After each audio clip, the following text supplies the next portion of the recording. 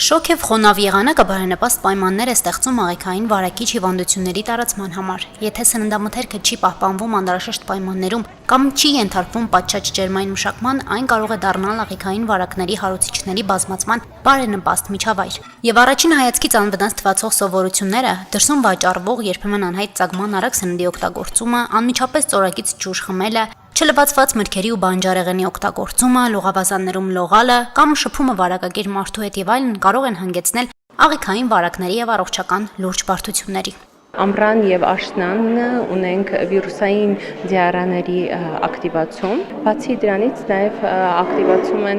ակտիվացել են ցանային հիվանդությունները, մասնավորապես այնպիսի հիվանդություն, օրինակ էնտերովիրուսը, որի ժամանակ եւ կլինիկական պատկերը կարող է լինել եւ ցանով ընթացող եւ օրինակ աղիքային համախտանիշով զուգակցված։ Լինում են եւ որ գալիս են ծովից, աղիքային ինֆեկցիայով, տարբեր երկրներից, հնարավոր է էլի ասեցի, որովհետեւ այստեղ ձեռքերի մաքրությունը նշանակություն ունի, շատ լվացվելը կամ արդյոք այդ լողավազանները, որ լողանում են, ջուրը դե ակամայից լինում է, որ չէ, կուլ է գնում, մաքուր է լինում, թե չէ,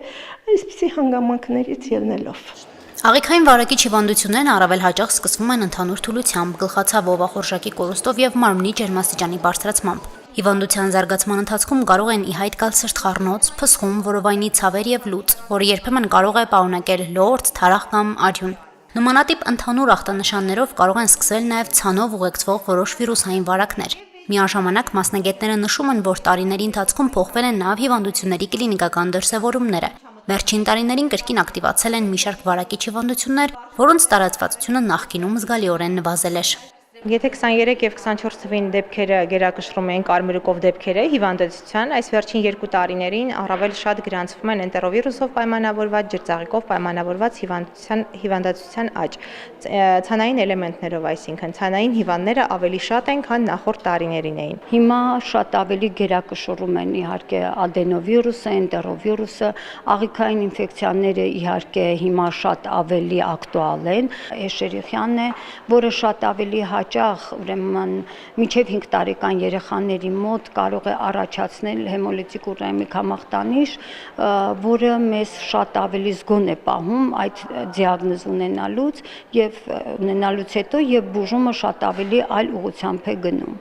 Հիվանդությունների բարդացման եւ կրկնավարակների ամենահաճախ հանդիպող պատճառներից մեկը ինքնաբուժությունն է։ Շատ մեծահասակներ բժշկի դիմելու փոխարեն դեղորայք են ընդունում ինքնուրույն, իսկ երեխաների դեպքում ծնողները հաճախ առաջնորդվում են հարազատների կամ համացանցում հանդիպած խորհուրդներով։ Մեկ այլ լուրջ խնդիր հակաբիոտիկների ինքնակամ օգտագործումն է։ Մասնագետները հիշեցնում են, որ վիրուսային վարակների դեպքում հակաբիոտիկները ոչ միայն արդյունավետ չեն, այլև կարող են առաջացնել կողմնակի շատ ավելի լուրջ ազդեցություններ։ Երբեմն լինում է գալիս են ապտեկա գնացինք, տեղատան աշխատողը այս խորհուրդ տվեց են,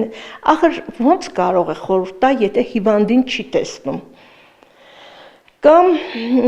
հիմա լինում է դեպքեր, ասեմ ձեզ, որ գալիս են, ասում են, մենք գիտեք տանը ներերակային սիստեմաներ ենք միացրել, հարցնում են բժիշկը տեսել է նայել, չէ, մենք ենք մտածել, որ սա կաթիլային միացնենք, բայց այդ կաթիլայինը ուզում եմ, որ բոլորը իմանան, դա ներերակային միջամտություն է, որը կարող է շատ վտանգավոր լինել։ Այսպես ամեն օր տարբեր եւ երբեմն բարդ կլինիկական դեպքերի հետ աշխատող բժիշկներն իրենց պրակտիկայում կիրառում են բուժման տարբեր մեթոդներ, ձևավորում արժեքավոր փորձ եւ նոր մոտեցումներ։ Բժիշկները քննարկեցին դեղորայքային բուժման ճիշտ ընտրության, հիվանդների վարման եւ արագ արձագանքման ժամանակակից տարբերակները։ Անդրադարձ կատարվեց նաեւ ախտորոշման եւ բուժման ընթացքում ամենահաճախ հանդիպող սխալներին։ Փորձի փոխանակումից եւ նոր գիտելիքներ ձեռք բերելու հնարավորությունից բացի, դասընթացի մասնակիցները ստացան նաեւ Առողջապահության նախարարության վավերացրած շարունակական մասնագիտական զարգացման 5 տեսական կրեդիտ։ Հասմիկ Թումասյան, Հարություն Չաքմիշյան, Հորիզոն